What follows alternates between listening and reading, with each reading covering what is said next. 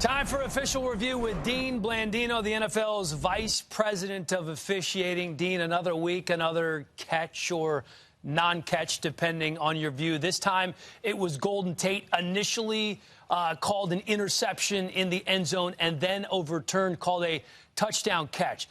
I guess my first question about this one, Dean, is anywhere else on the field, anywhere else, it's an interception. Yet in the end zone, it's a catch. Help me understand.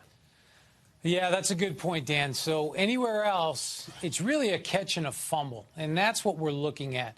In the end zone, because you can't fumble in your opponent's end zone, that's when it becomes a catch and a touchdown.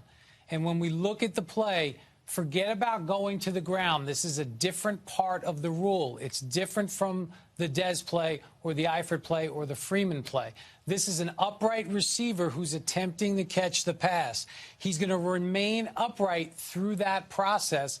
And so the key is control, both feet down, and then after the second foot, does he have the ball long enough to become a runner? And when you watch the replay, he does not have to hold it all the way to the ground. He's going to get his second foot down, control.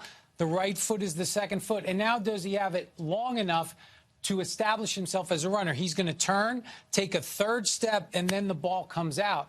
That's what makes this a catch, and in the end zone, a touchdown. It's a different part of the rule. He's not going to the ground. He's upright, attempting to catch the pass while remaining upright. He has to have control 2 feet and then that time to establish himself as a runner. Dean, you know what the common fan says. This is a game where you throw the ball, you kick the ball, you run with the ball, and you catch the ball. We know what those other things are. Shouldn't there be a concrete definition of a catch, whether you're in the end zone, whether you're diving in the end zone, or whether you catch it on the gold 50-yard line marker?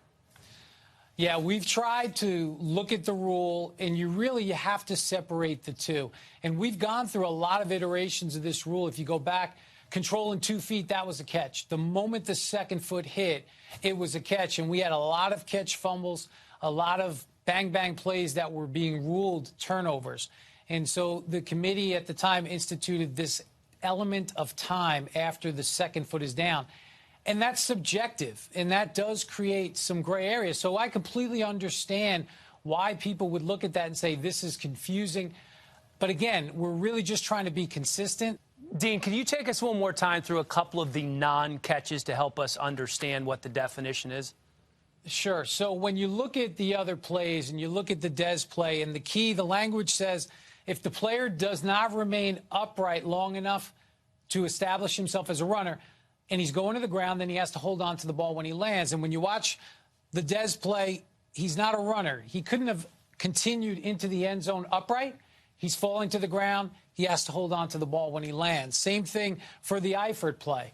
He's not a runner before the contact that takes him to the ground. He couldn't have continued to run while upright into the end zone. He didn't establish possession before he went to the ground. He has to hold on when he lands.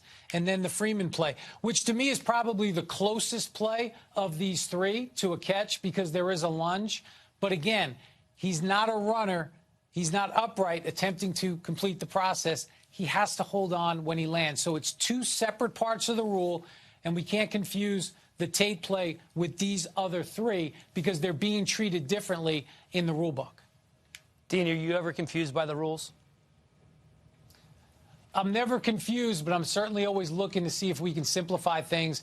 And believe me, we don't want to have rules where people are confused and not sure what is a catch and what isn't a catch. I feel like we do have good rules, but we're always going to continue to evaluate them and tweak them when needed.